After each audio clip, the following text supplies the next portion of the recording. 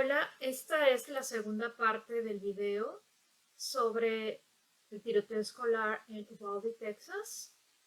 Y bueno, antes de comenzar a hablar de los school shootings en el contexto de los mass shootings, me gustaría mencionar algunas controversias que en el video pasado omití, porque son importantes en el contexto de la discusión que se está dando y en la parte de conclusiones y críticas donde voy a darte un poco mi opinión, ¿no?, personal sobre el tema.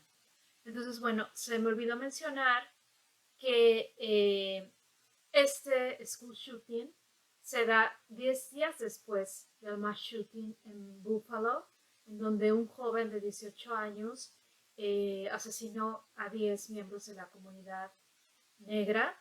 Y bueno, este fue un mass shooting motivado por cuestiones raciales y es considerado un hate crime, un crimen de odio. Y bueno, también debería ser considerado como un crimen de terrorismo no doméstico, al menos. Aunque la ley norteamericana no legisla, digamos, en contra de estos crímenes en el contexto de lo nacional, en términos, digamos, locales y lingüísticos sí se reconocen el ataques terroristas como un tipo de ataque, ¿no? Pero bueno, ese es otro tema. Además también el fin de semana inmediato anterior al ataque en Uvalde, Texas, o Uvalde, Texas, eh, se dio un mass shooting en una iglesia al sur de California de comunidades asiáticas, ¿no? Entonces, bueno, esto es parte de la controversia, el hecho de que sean tan frecuentes este tipo de fenómenos. Otra controversia que no mencioné es que es muy llamativo, bueno, eso es algo que yo pensé de inmediato, ¿no? Cuando se generó la controversia sobre los policías, es que pues nosotros vimos que los policías no entraron de inmediato a contraatacar al perpetrador, demoraron alrededor de 77 minutos. Y por el otro lado tienes la imagen, ¿no?, en tu cabeza de estos policías, no sé, neutralizando a alguien en una marcha, a algún joven no, en una protesta, y no solo a esos, ¿no?, sino tenemos la imagen en el imaginario colectivo de la policía yendo contra gente desarmada. Es decir, los policías van a actuar de inmediato contra civiles no armados, ¿sí?, sin ningún tipo de remordimientos e incluso llegando a herirlos o matarlos, como en el caso de George Floyd, ¿no?, por ejemplo. Sin embargo, cuando se enfrentan a una persona altamente armada, como es el caso del perpetrador de este tiroteo escolar, que portaba un rifle AR-15, entonces ya no muestran el mismo valor, ¿no? Entonces, bueno, uno puede entender que se está enfrentando un policía a un arma de guerra, un sujeto con un arma de guerra, con un arma altamente letal, y es comprensible hasta cierto punto que hayan pues tenido miedo y prefieran priorizar su vida propia, ¿no? Pero entra el contraste, ¿no?, entre su actuación frente a alguien altamente armado y cómo actúan con alguien despojado, ¿no?, con alguien que carece de la capacidad de defenderse. Entonces ese contraste es muy alto. Aquí en Estados Unidos los están calificando de cobardes, no los bajan de cobardes, y la comunidad está muy enojada en ese sentido, ¿no? E incluso se han generado controversias y se ha mencionado que realmente, bueno, yo esto lo vi en un artículo, ajá, y también en un análisis que hizo un comunicador, y ellos reflexionaban sobre que pues realmente la policía nunca ha estado allí para defender a los ciudadanos, ¿no? Que en los entrenamientos que ellos tienen, pues la prioridad es preservar, defenderse ellos mismos, ¿no? Preservar la vida propia, ¿no? Entonces, bueno, no hay nada, digamos, demasiado novedoso en descubrir que los policías pues realmente no están tanto allí para servir al interés público, sino para protegerse a sí mismos en primer lugar y solamente actuar en contextos en donde ellos no estén en peligro y como parte de una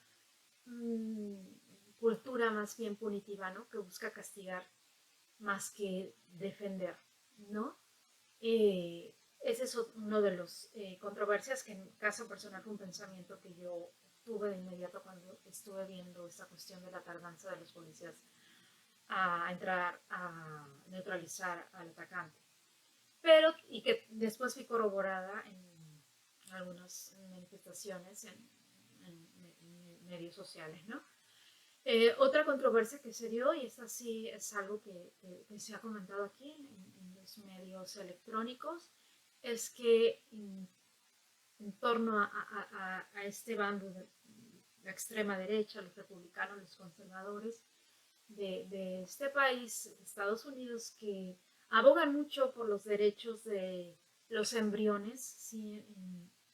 En circunstancias en donde la madre tiene que abortar, entonces ellos se llaman a sí mismos pro vida, y sin embargo no están dispuestos a claudicar ante la segunda enmienda y ya ni por lo menos aceptar leyes regulativas para aminorar los efectos de los peligros que implican portar armas. No están dispuestos a eso en pro de todos los niños que han muerto en tiroteos escolares. Y como ya mencioné en el video pasado, no solamente es exclusivo de lo que acaba de pasar aquí en Uvalde, sino que ya pasó al menos en un tiroteo escolar en 2012 en Sandy Hook, ¿no? Entonces esa es otra de las controversias que no mencioné. Una más es que tanto el gobernador de Texas, Greg Abbott, como Joe Biden, el presidente de Estados Unidos, acudieron a los memoriales que se instalaron en los alrededores de la escuela a presentar sus condolencias, ¿no? A los padres y a las víctimas. Y entonces, bueno, se generó aquí una controversia en Estados Unidos porque cuando fue Greg Abbott, lo abucharon, el gobernador de Texas, por un lado, y por el otro, cuando asistió Biden, que esto ocurrió ayer, el día de ayer domingo, si hoy es 30 de mayo, ayer fue 29, ayer que le acudió, la gente gritaba a los alrededores, do something, es decir, le pedían a Biden que haga algo, le están pidiendo que haga algo. Él al final se acercó a la gente y dijo, sí, lo haremos, ¿no? Se dirigió a la gente, ¿no? Como tratando de ser empático. Entonces se generaron, ¿no?, estas dos controversias con las visitas de ambos figuras políticas al lugar, al sitio donde sucedieron los hechos. Uno representando al ala demócrata, que es el presidente de Estados Unidos, y el otro al bando republicano, ¿no? También sobre este particular se comentó, algunas personas comentaron si no era, digamos, inapropiado o si quizá este no era el mejor momento, el timing indicado para visitar este lugar, dado que los eventos eran muy recientes y si no se estaría politizando, ¿no? Entonces esa fue una especie de crítica que se suscitó. Y bueno, esto en cuanto a las controversias, con esta pequeña introducción cerraríamos la parte de las controversias y ahora pasamos a hablar propiamente de los mass shootings y los school shootings en Estados Unidos, ¿ok? Desafortunadamente tuve que parar la grabación porque hubo un problema con el sonido y no lo he podido solucionar, así que tuve que habilitar otra opción que tengo para sonido, pero no se oye tan bien como mi micrófono original con el que trabajo de ordinario. Entonces vamos a empezar por definir qué es un mass shooting o tiroteo masivo y qué es un school shooting o tiroteo escolar. De acuerdo con el FBI, un mass shooting es el asesinato de al menos 4 personas llevado a cabo en un mismo lugar, en un mismo instante, por un mismo perpetrador. De donde se deduce que un school shooting es el asesinato de al menos 4 miembros de una determinada institución educativa llevado a cabo en el mismo lugar, en el mismo instante, por el mismo individuo. Bueno, entonces, continuando con la definición y con la idea y la noción de lo que es un school shooting y un mass shooting, Observamos aquí nada más rápidamente cómo en los medios, como ya había comentado, trascendió en todos los medios de comunicación esta noticia. Yo seleccioné aleatoriamente algunas imágenes, es decir, las que me mostró él.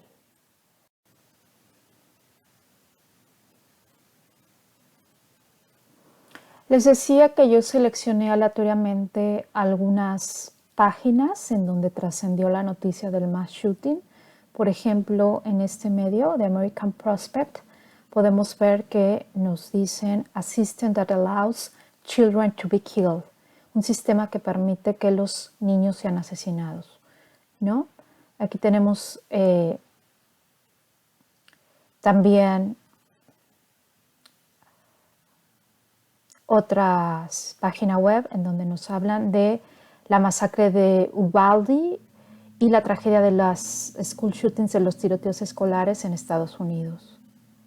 Es decir, es algo ya de lo que se habla con persistencia como una tragedia típica característica de Estados Unidos, porque así es, porque así lo es, ¿no? Así lo señalan los hechos. Y bueno, quiero ahora mostrarles esta página de un sitio web que se llama Everytown Research, ¿sí? En donde nos muestra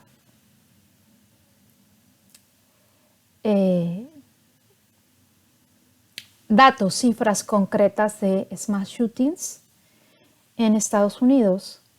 En esta página nos muestra el mapa de Estados Unidos en la parte inferior y más arriba tenemos la posibilidad de elegir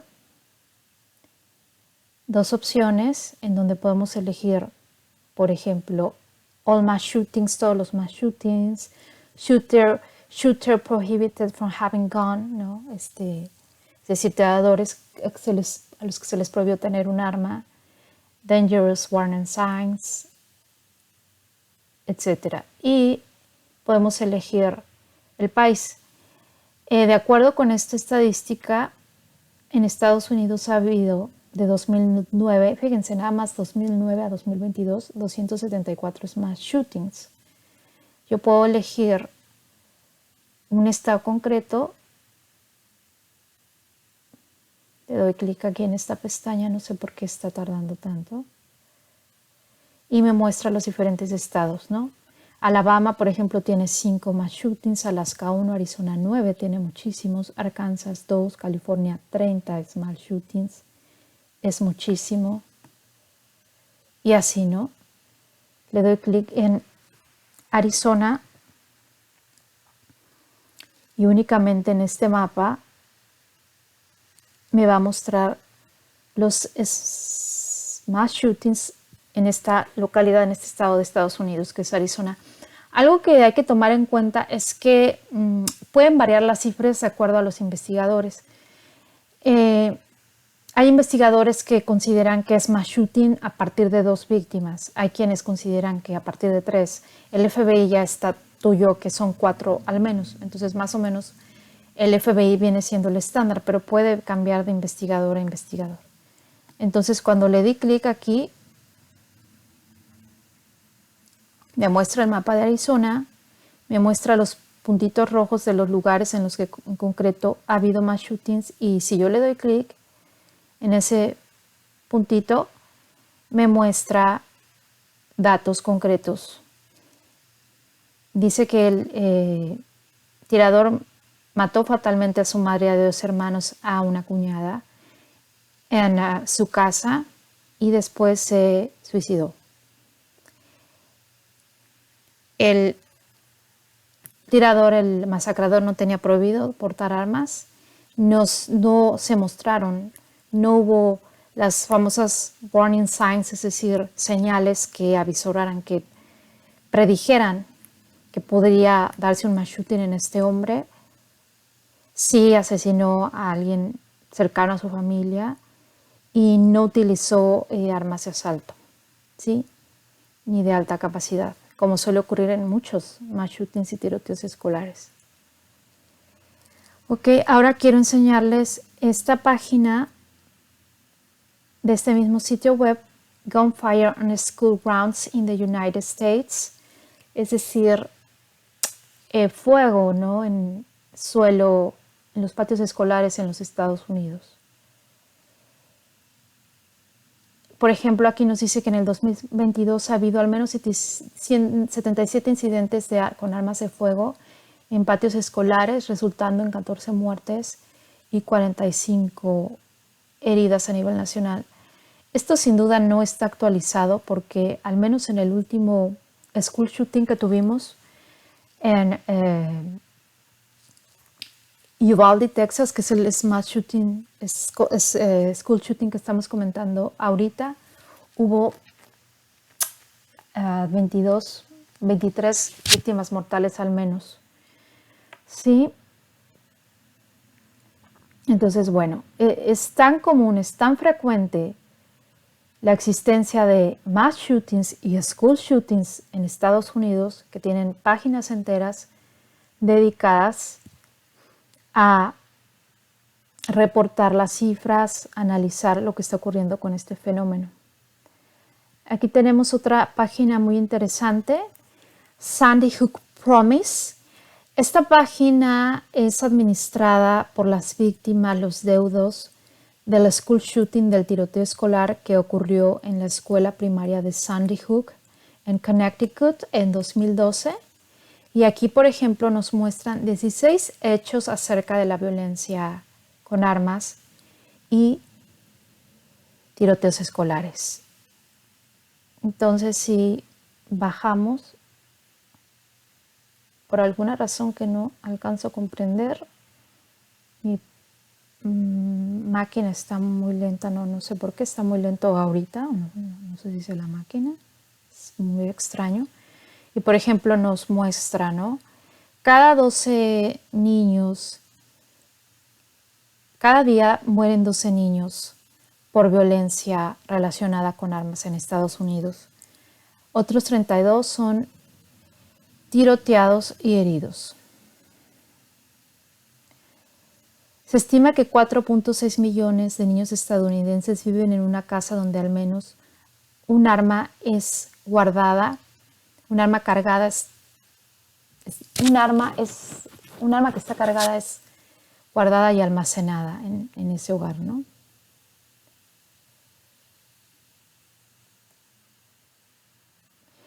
El 68% de las armas utilizadas relacionadas con un incidente escolar fueron tomadas de una casa, un amigo o un pariente, ¿no? Es decir, hay muchas estadísticas sobre este asunto porque es un tema muy delicado que ha generado no solamente muchos decesos, ¿no?, sino problemas relacionados con esos decesos, por ejemplo, los problemas de los deudos, pero sobre todo es un fenómeno que es denotativo, creo yo, de la cultura de la violencia que hay en Estados Unidos. Es un sintomático de un problema de tipo sociológico más grave que está ocurriendo en este país, ¿sí? Eso lo voy a tocar hasta la sección de mis críticas y conclusiones, pero es importante decirlo de una vez. Aquí también está el sitio de Angels of Columbine, que es administrado en forma privada por una persona que decidió abrir este sitio tras la masacre en Columbine, en donde murieron 14 estudiantes en 1999. Este sitio nada más es un sitio muy sencillo que yo quería mostrarles porque es simplemente una especie de memorial, ¿no?, en recuerdo a las personas que murieron en ese evento tan trágico, que además Columbine viene a ser un parteaguas en la historia de los school shootings en Estados Unidos y en el mundo entero, porque de acuerdo con los investigadores, a partir de Columbine, en parte por los medios masivos de comunicación que permiten que muy rápidamente viaje la noticia, a partir de ese evento hubo muchos copycats e imitadores que han querido, digamos, que se han identificado además y han querido reproducir este evento o algo parecido a lo que llevaron a cabo estos perpetradores. Y bueno, aquí está otra página importante, National School Safety Center, sí, que es un sitio web en donde se habla en general de violencia en las escuelas. No se habla únicamente de los mass shootings, se habla también del bullying, por ejemplo, que es otro fenómeno súper común y frecuente en Estados Unidos, aunque aquí sí, por desgracia, en todo el mundo, pero en Estados Unidos concretamente también es muy agresiva, ¿no? La manera en la que ocurren el acoso escolar. Aquí tenemos en la página algunos libros que se nos muestran. Aquí.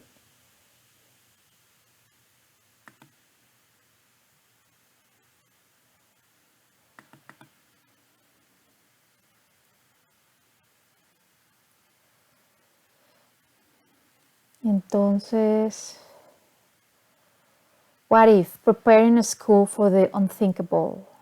¿Qué tal si preparando las escuelas para lo impensable, no? Es decir, este libro sí está dirigido a la comunidad escolar pensando que pudiera darse un mass shootings, ¿no? Y bueno, etcétera. Solamente les quería mostrar, antes de continuar con esto de los tiroteos escolares, que hay una cultura muy fuerte del tiroteo escolar en Estados Unidos y que hay de hecho páginas web, foros, sitios, artículos académicos, libros dedicados a este tema, a esta temática, porque es un problema muy grave de la sociedad estadounidense, exclusivamente de la sociedad estadounidense. Para esto tengo que decirles que un school shooting o tiroteo escolar es una subcategoría y a la vez un subconjunto de un mass shooting. Y estos a su vez, es decir, los mass shooting, son un subconjunto de otra categoría muy desafortunada de crímenes que son los multihomicidios. ¿Ok? Bueno.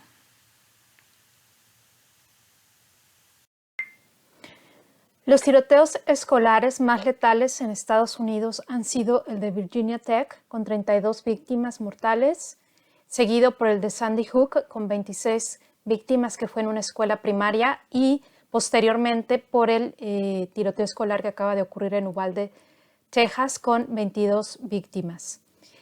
Sin hablar del más mortífero de los tiroteos masivos que ocurrió en Las Vegas, que produjo 58 víctimas mortales y decenas de heridos. Algo también importante que hay que recordar es que los tiroteos escolares generalmente ocurren en las horas de escuela, durante las horas de escuela. También, contrario a lo que se piensa, no son resultado de un acto impulsivo, sino que generalmente suelen ser cuidadosamente planeados. De hecho, se dice que el perpetrador fantasea compulsivamente con la cacería. Entonces, los mass shootings suelen ser llevados a cabo por individuos aislados. Generalmente son exalumnos de la escuela en donde se lleva a cabo el tiroteo o alumnos inscritos. Utilizan armas letales como armas de fuego, pero también pueden utilizarse armas blandas. Ya ha ocurrido que se han dado tiroteos, mass shootings, más bien masacres escolares, en donde se han utilizado otro tipo de armas. La persona que lleva a cabo esta acción tiene alguna, digamos, guarda en algunas ocasiones una relación conflictiva con la escuela, ya que se trata generalmente de personas que buscaban la validación de sus compañeros de clase, nunca lo obtuvieron y esto generó resentimiento en ellos, ¿no? Entonces, muchas veces es por una represalia por lo que actúan así. Sin embargo, en general hay tres razones o tres causas por medio de las cuales el tirador elige a sus víctimas cuando ya de hecho se está llevando a cabo el tiroteo. Pueden escogerlas aleatoriamente, pueden escogerlas, como ya lo comenté, por alguna rencilla, o pueden escogerlas porque a las personas que eligen como víctimas tengan algún valor simbólico dentro de la institución escolar en donde está ocurriendo esto y entonces posean algún estatus estas personas y por eso las elija como víctimas. ¿Sí? ¿Cuál es la prevalencia de los tiroteos escolares en el mundo? Bueno, la prevalencia es muy baja. Realmente el país en donde más ocurren este tipo de hechos es Estados Unidos. Han ocurrido ya en Alemania, Canadá, Australia, Nueva Zelanda y otros países, Israel, etcétera. Pero siempre han sido eventos aislados y cada vez que ha ocurrido en estos países de inmediato han modificado sus leyes relativas al uso de armas y las han prohibido. Básicamente lo que han hecho es prohibirlas y al prohibirlas, es decir, al prohibir el acceso a los civiles a este tipo de armas, se han acabado los tiroteos escolares, cosa que no ha pasado en Estados Unidos y por eso es que este tiroteo que acaba de ocurrir en Uvalde está generando tanta indignación entre las personas, porque se trata de eventos innecesarios, de algo que pudo haber sido evitado, como pudo haber sido evitado lo que ocurrió en Parkland, en Sandy Hook, en Columbine, en Santa Fe, etcétera, etcétera, en Virginia Tech, etcétera, etcétera, ¿no? Entonces, en Estados Unidos es el país que tiene mayor prevalencia, se dan varios mass shootings al año, al menos desde el 2009 más o menos, se dan alrededor de entre 75 y 95 eventos que involucran armas de fuego. Algunos de ellos son tiroteos escolares de largo alcance, como el de Uvalde, otros son menos letales en el número de víctimas, pero aquí el punto es que cada vez la frecuencia es mayor.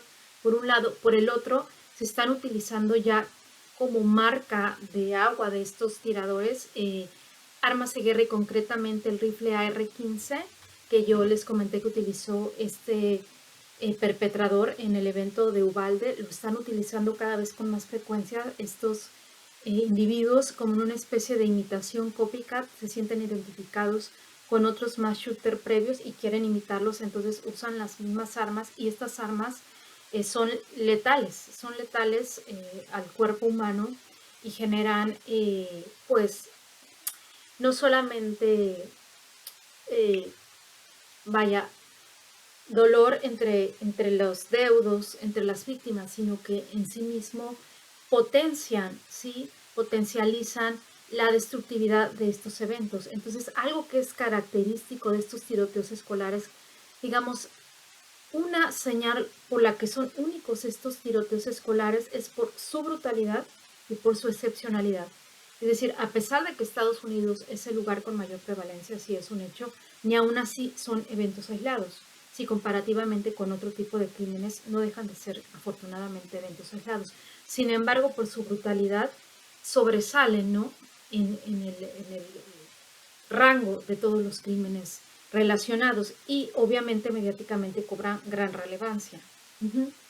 ¿Y cómo se distribuyen geográficamente? Bueno, ya lo señalé.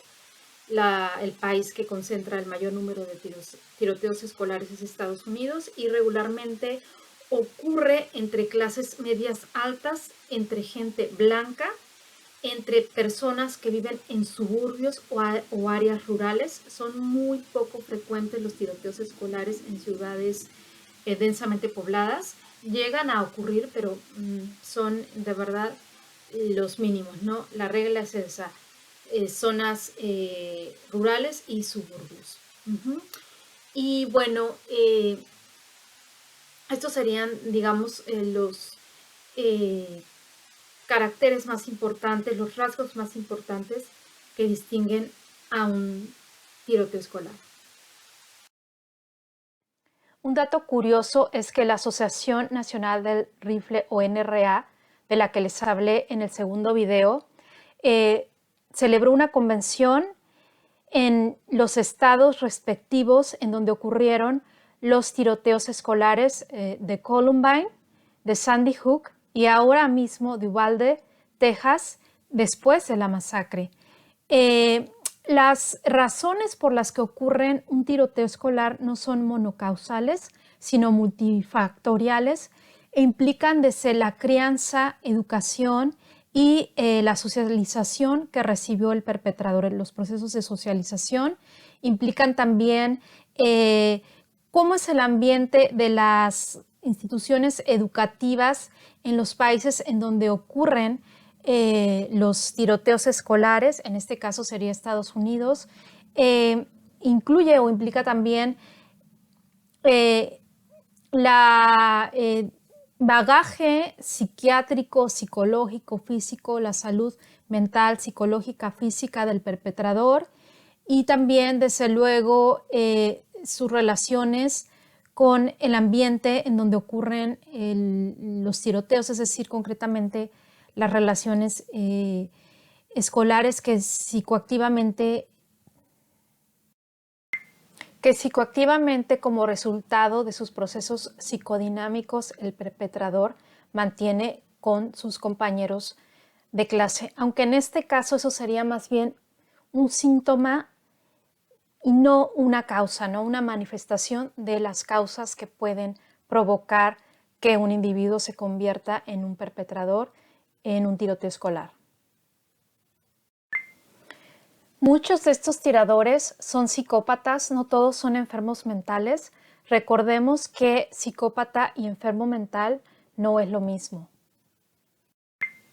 Los perpetradores pueden actuar por odio o resentimiento social, pueden actuar por diversión, pueden actuar por alguna rencilla o venganza que tengan con algún viejo compañero, pueden actuar por impulso, pueden actuar de manera planificada, pueden actuar movidos por alguna ideología, como por ejemplo alguna ideología de extrema derecha, como el supremacismo blanco, o pueden actuar simplemente porque padezcan de alguna enfermedad mental.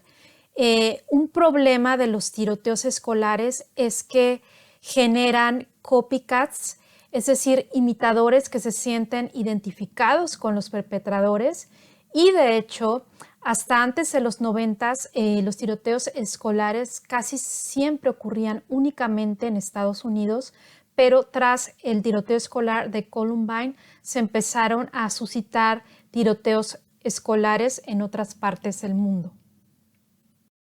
Justamente por este efecto copycat es que se habla de la generación Columbine. Otra cuestión importante es que no debe buscarse compulsivamente un perfil del perpetrador. El atacante puede ser de cualquier clase social, de cualquier raza, de cualquier ideología. Más bien deben buscarse warning signs, es decir, señales que manifiesten cosas negativas del perpetrador. Por ejemplo, el perpetrador puede ser una persona que se está aislando demasiado, puede ser una persona muy agresiva, puede ser una persona que muestre poca empatía hacia los animales y que de hecho los maltrate, puede ser una persona que esté obsesionada con los videojuegos violentos y en general con la violencia, con la muerte, con las masacres, con las matanzas. Pueden ser personas que hablen de o hagan declaraciones del tipo,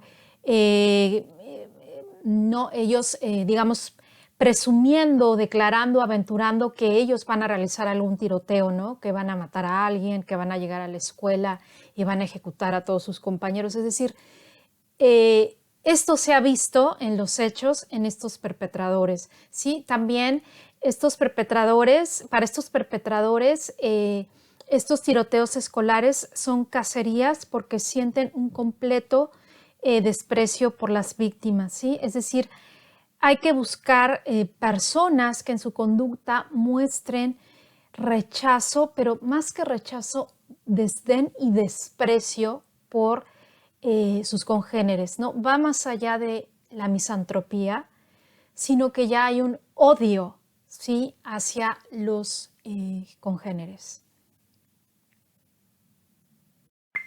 Bueno, ahora hablemos concretamente del perfil del perpetrador de Uvalde.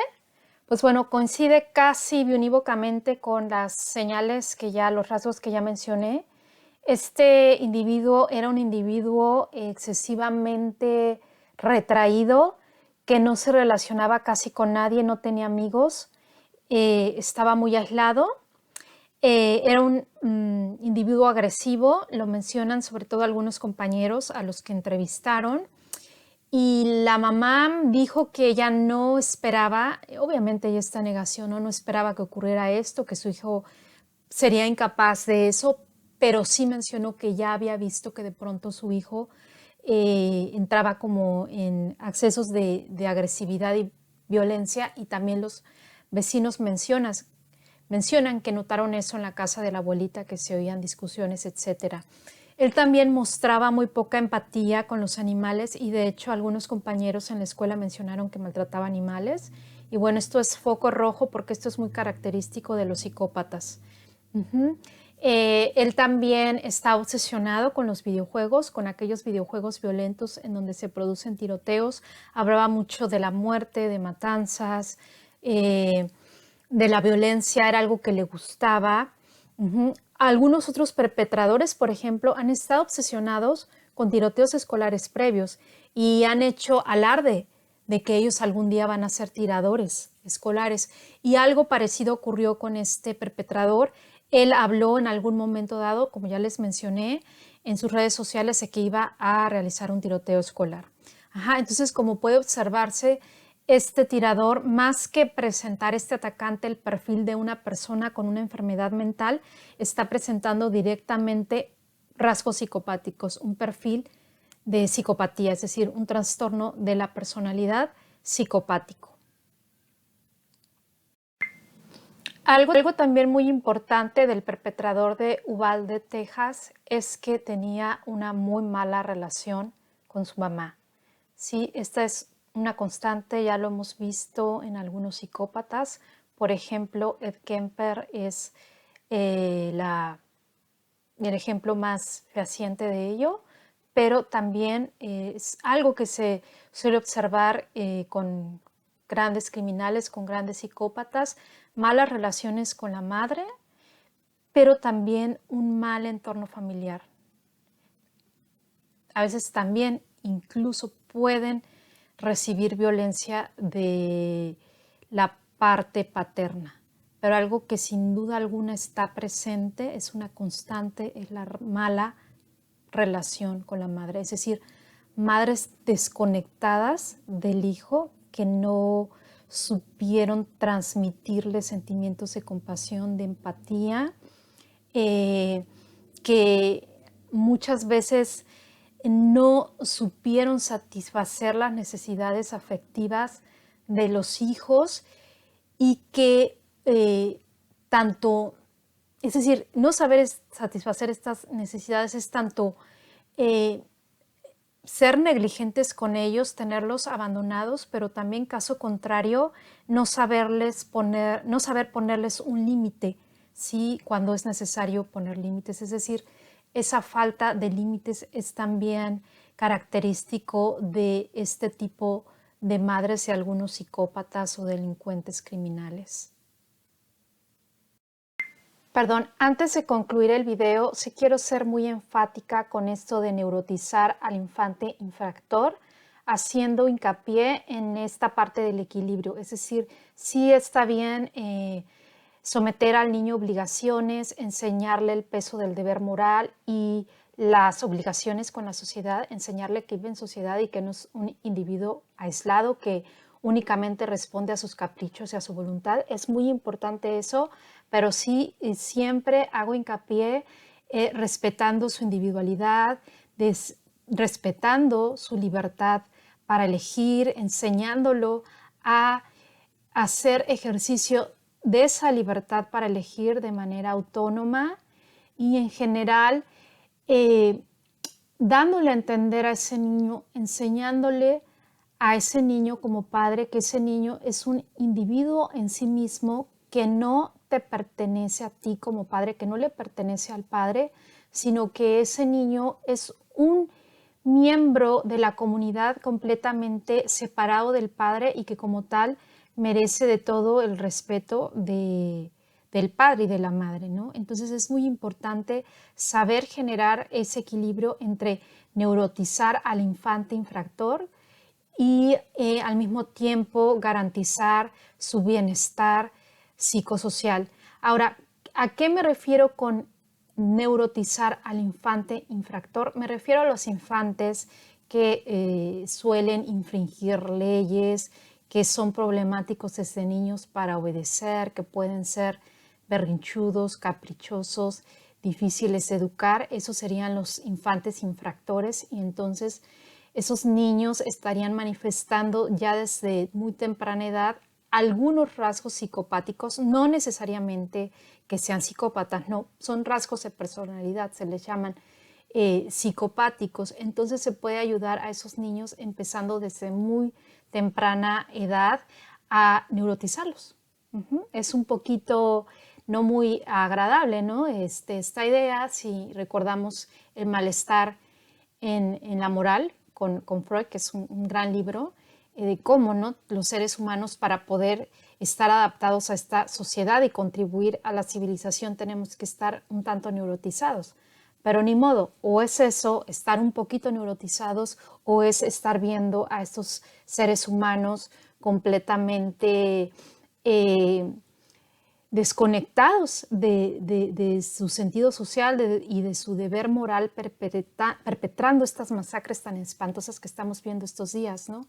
Entonces, digo, no es que quisiéramos pensar necesariamente en opciones binarias, no es que sea o eres perpetrador o estás neurotizado, pero entre esas dos opciones, y que creo yo son las únicas dos viables en estos momentos, creo yo es muchísimo mejor ser un neurótico, sí, un neurótico con problemitas y algunas pequeñas obsesiones y angustias, porque esa es la neurosis, ¿no? Una angustia constante, ansiedad, etcétera, a ser una persona infractora, una persona con tendencias criminales, una persona abusiva que gusta de explotar a los demás, que hacen acoso escolar, que acosan en las redes sociales, que plagian, que no tienen talento ni creatividad y se dedican a explotar y exterminar los talentos y las virtudes de otras personas por puro y duro odio, simple y sencillamente porque en sus infancias no le supieron transmitir el amor y la empatía. Vaya,